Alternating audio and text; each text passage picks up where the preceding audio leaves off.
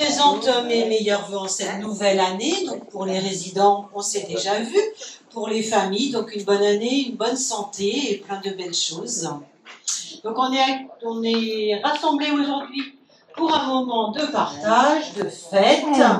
Un mot aussi de notre directeur pour le bilan peut-être de l'année 2023, ce qui va se passer en 2024. Voilà, le quartier est un petit peu endeuillé en ce moment parce que nous avons 2 personnes qui nous ont quittés récemment. Donc on pense bien à elles, évidemment, on présente nos condoléances à la famille.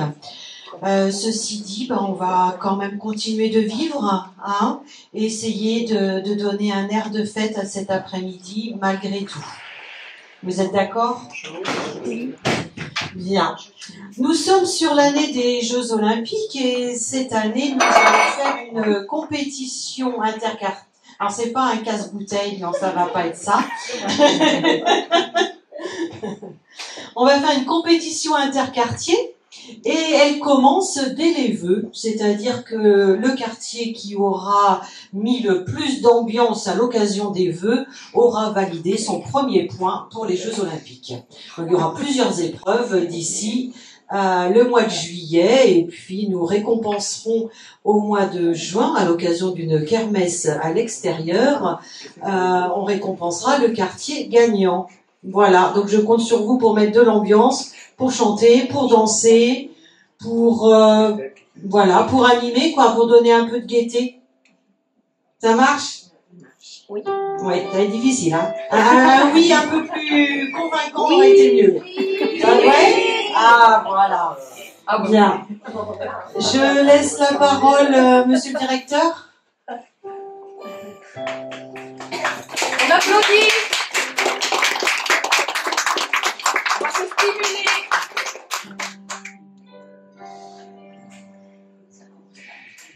Ouais, ça commence les applaudissements. Alors, je vais commencer. Les cadres avaient quelque chose à terminer. Elles vont arriver, j'aurai peut-être fini. Dans ce cas-là, je reprendrai le micro à ce moment-là parce que je veux vous présenter Madame Lebotte, Charlène, qui va venir, qui va pas pouvoir être là tout l'après-midi, parce qu'elle doit aller faire une visite après par rapport à une entrée. Quand elle va arriver, j'arrêterai la musique et je vous la présenterai, parce que c'est important que vous la connaissiez, parce que c'est la cadre des Landes, voilà, qui remplace Madame Joly. Voilà. Donc, voilà pour cela étant dit, je vais commencer pour le reste. Alors, les vœux, c'est d'abord l'occasion de vous voir, de passer un bon moment, et c'est bien là, pour cet après-midi, c'est l'essentiel, hein, avec dans le contexte que vient de rappeler Madame Guillotin. C'est aussi l'occasion de vous parler d'un petit peu des grands thèmes qui nous animent ou des contraintes qu'on peut rencontrer dans le fonctionnement de l'établissement.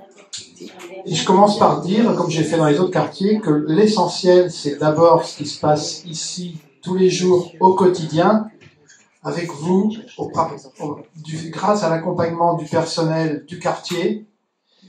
Et l'essentiel est là. Hein. Et cet accompagnement du personnel des quartiers, où votre vie quotidienne est aussi possible grâce au personnel des autres services, hein, cuisine, blanchisserie, atelier, administration, cadre, voilà, les infirmières qui font partie de l'équipe ici, etc.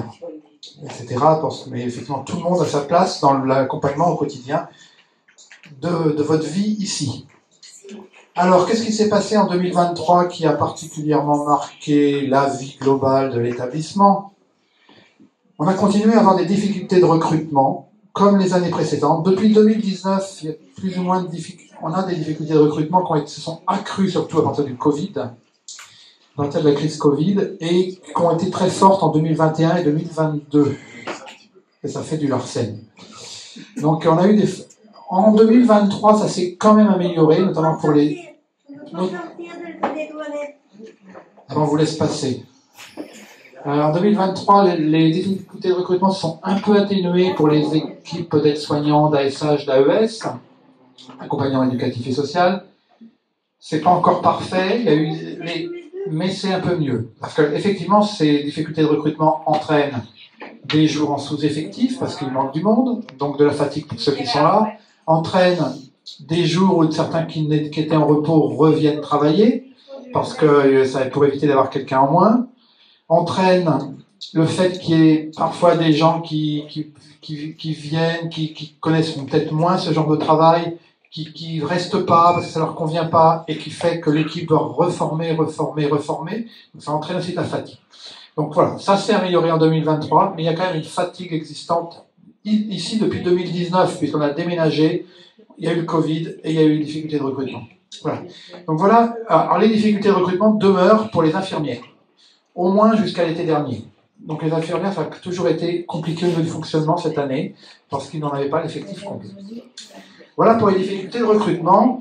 Un deuxième point qui marque un peu l'année, c'est les difficultés financières. Les autres années, nous n'avions pas de difficultés financières. Hein. Il y avait une année, voilà, mais autrement, en général, ça se finissait bien. Et cette année, on est moins bien parce que on a un déficit, effectivement, il faudrait pas que ça se perdure. Mais l'essentiel qui peut expliquer ce déficit, c'est notamment le fait qu'il y ait eu des mesures des mesures salariales, hein, suite à la reconnaissance du besoin de reconnaître certains métiers, suite à la crise Covid, notamment, hein, au Ségur, dont vous avez entendu parler. Il y a eu des mesures de prise, mais en contrepartie, il y a eu des financements accordés, mais ils ne financent pas, au jour d'aujourd'hui, l'ensemble n'est pas complètement financé, ce qui fait qu'on se retrouve, ça explique une partie du déficit. Voilà, la plus importante, je pense. Effectivement, les autres raisons, c'est l'inflation. Mais l'inflation a quand même été en partie compensée par les augmentations de prix de journée, puisqu'il y a un prix de journée en janvier 2023 augmenté de 6%, et il augmente de nouveau de 6% là. Donc, l'inflation est en partie compensée par ce prix de journée. Donc, il y aurait eu que l'inflation, ça aurait normalement pas dû arriver à un si fort déficit. Donc voilà. Insuffisance de financement des mesures salariales, inflation. Et puis le troisième point, mais qui est moins important en termes d'incidence, mais qui est important pour nous, c'est l'incidence de l'absentéisme. Puisqu'il y a un absentéisme qui était déjà important l'année dernière, qui est toujours important, et qui fait que ça pèse forcément sur les finances de l'établissement. Voilà. Aujourd'hui, il y a beaucoup d'EHPAD qui sont en difficulté financière, et ça nous rappelle aux deux premières causes, que sont l'insuffisance de financement des mesures salariales et l'inflation. Voilà, donc ça c'était des points importants de 2023. On peut aussi noter qu'on a continué à essayer de toujours travailler sur ce qui, pour nous, l'essentiel, c'est-à-dire la qualité d'accompagnement au quotidien avec la volonté de bienveillance de bienveillance pour l'ensemble des personnes accompagnées et puis pour le fonctionnement des équipes. Et donc, il y a des choses qui se sont mises en place. Cette année, notamment, on a eu un peu plus et on a développé les rendez-vous lors des entrées, hein, dans les semaines qui suivent. Il y a un temps qui est proposé aux résidents, avec la famille, et puis la cadre, quelqu'un de l'équipe pour évoquer les premières semaines et faire un petit peu sur l'intégration. Voilà, donc ça s'est vraiment développé en 2023. Donc c'est un exemple. Voilà, un autre point sur lequel qui est une priorité pour nous, c'est la formation du personnel. Là, je sors mon papier, pour le reste ça a été, mais là j'ai peur d'oublier quelqu'un. Donc effectivement, on essaye de toujours maintenir un plan de formation dynamique et qui permet au personnel d'être formé sur les problématiques que sont l'accompagnement de qualité, la bienveillance, la bientraitance donc des résidents, la prévention des risques professionnels, voilà, pour prévenir aussi l'absentéisme dont je parlais tout à l'heure, parce que voilà, qui s'explique par un tas de choses, mais c'est au moins prévenir la partie professionnelle. Et puis voilà, la prévention aussi des risques par rapport à la sécurité, hein, voilà, dans la formation incendie ou autre, le sauveteur secouriste. C'est un exemple de formation qu'on peut faire. On essaye aussi de favoriser on essaye aussi de favoriser la promotion professionnelle et la formation qui permet la promotion professionnelle. Alors c'est notamment les formations d'aides-soignants. Et du coup, je vais faire un point je vais vous évoquer les personnes qui ont suivi ces formations et qui ont été diplômées ou qualifiées en 2023. Alors, en 2023, il y a 2 agents qui ont été diplômés aides-soignants suite à une formation. Alors, je parle que des formations qui rentrent dans le plan de formation de l'établissement. Je ne parle pas des gens qui sont en contrat, qui arrêtent leur contrat, qui vont se former grâce souvent à, j'allais dire Pôle emploi, mais non, c'est France Emploi maintenant. Depuis France Travail. Depuis début de l'année, je pense. Voilà. Donc, il y a des gens qui bénéficient de financement extérieur dans le cadre d'un contrat.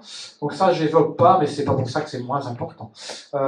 Donc, je vais vous évoquer les gens qui sont financés dans le cadre de la promotion professionnelle par nous, on a un fonds de cotisation ou formation auquel on cotise. Hein, c'est l'ANFH. Et par le biais de l'aide de l'ANFH, on a des gens qui peuvent faire des formations qui permettent la promotion.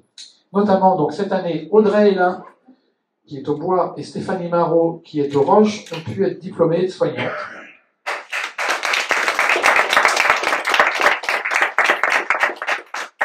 Voilà pour ce qui relève d'un diplôme. Le reste, ce sont plus des qualifications. Alors, on a 2 personnes qui ont fait la formation et qui ont eu la qualification d'assistant de soins en gérontologie, qui est une formation qui s'adresse aux aides-soignants diplômés ou aux accompagnants éducatifs et sociaux diplômés ou AMP. Avant AES, accompagnants éducatifs et sociaux, on parlait d'AMP, aide médico-psychologique. Et cette formation-là est orientée vers l'accompagnement des personnes qui ont des troubles du comportement ou des pertes de mémoire, notamment, ou qui ont des troubles relevant de la maladie d'Alzheimer, voilà, notamment. Donc, on fait la formation en 2023 et donc la qualification maintenant d'ASG. 2 personnes. Donc, Fabienne Allier, qui travaille ici au Hollande, et Audrey Mignot, qui travaille aux Rivières.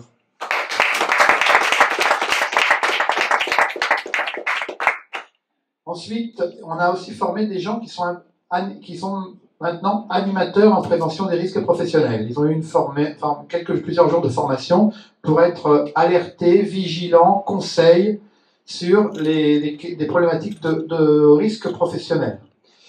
Donc, il y a 5 animateurs en prévention des risques professionnels qui ont donc Florence Guilleneuf, qui est aux Rivières, Delphine Huette, qui est aux Roches, Anaïque Moreau, qui est infirmière et infirmière référente des Landes, Sylvie Thomas, qui est au Marais, et Isabelle Josset, qui était aux Landes et qui maintenant est à l'animation.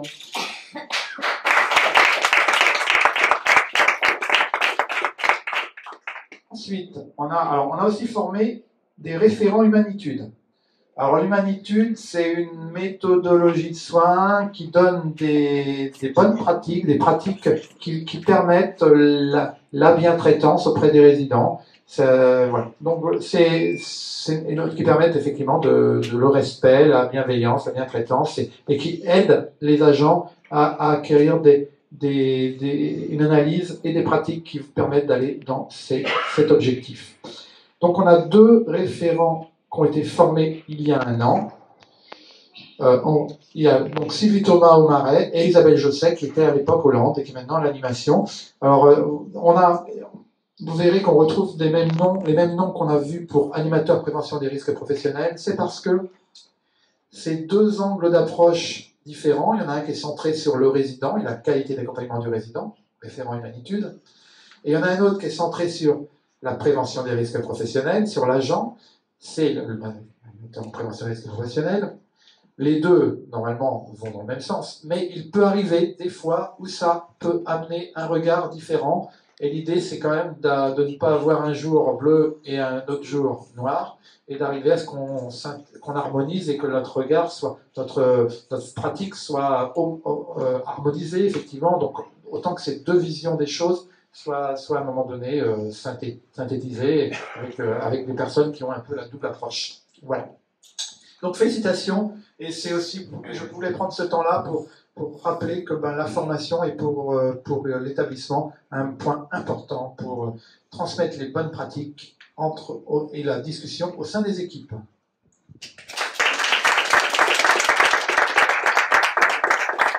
Alors, dans les projets pour l'année qui vient, non, l'année qui est commencée, donc il y a eu... alors, c'est pas un projet, c'est juste qu'il y a eu des mouvements en 2023 prolonge sur le début de l'année 2024.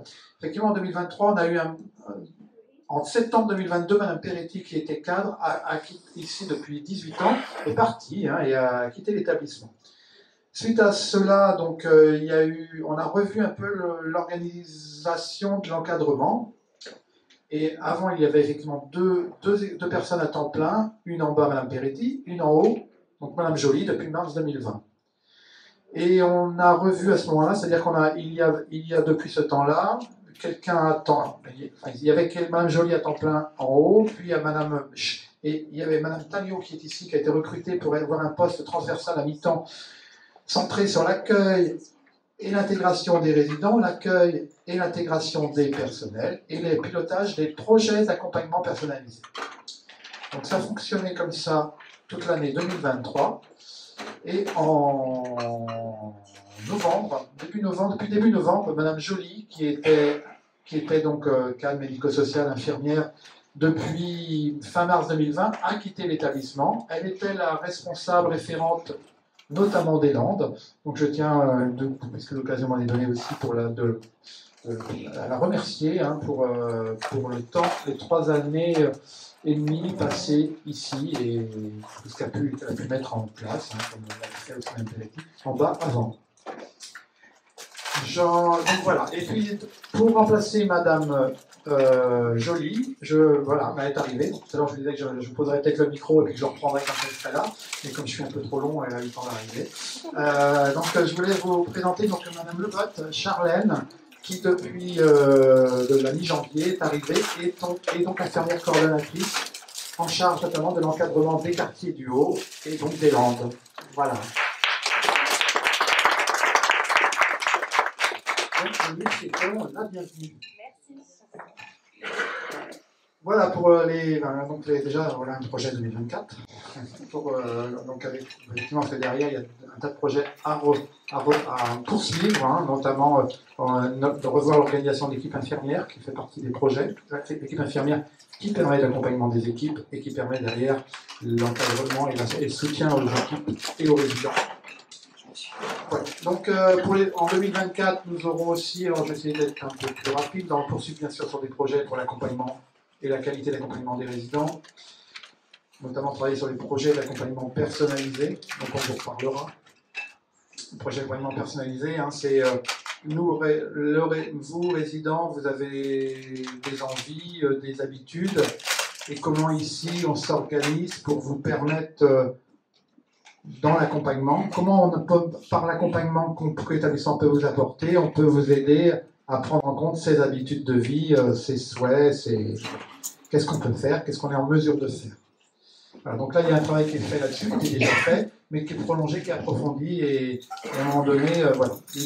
Il devrait arriver, à un moment donné, on n'est pas rendu là, mais dans l'objectif abouti, il est évident qu'à un moment donné, il faudra plus associer les résidents, et qu'il faudra à un moment donné faire partager ce projet d'accompagnement, puisque c'est un contrat. Voilà. Bien, ensuite, et autre point de l'année, on va voir, il y aura un travail de fait sur les aménagements extérieurs. Donc il y a un groupe de travail qui se met en place. Suite à c'est quelque chose qui avait été laissé beaucoup en espace vert au moment de la construction, un peu volontairement aussi, parce que qui dit aménagement extérieur dit travail d'entretien des aménagements extérieurs.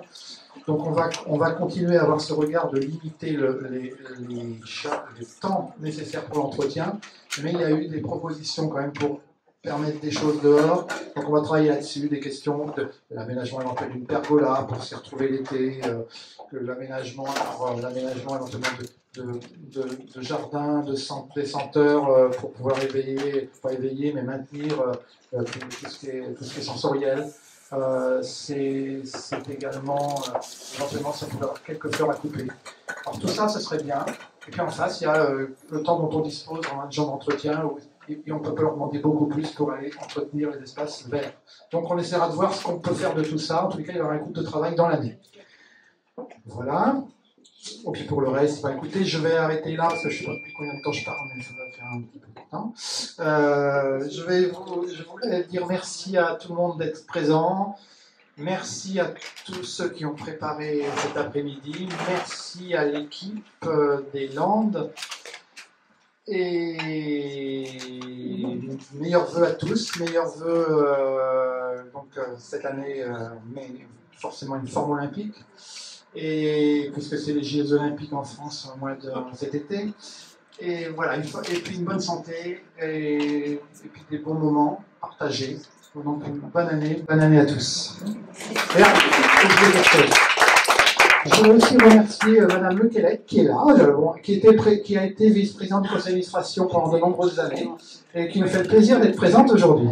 Merci.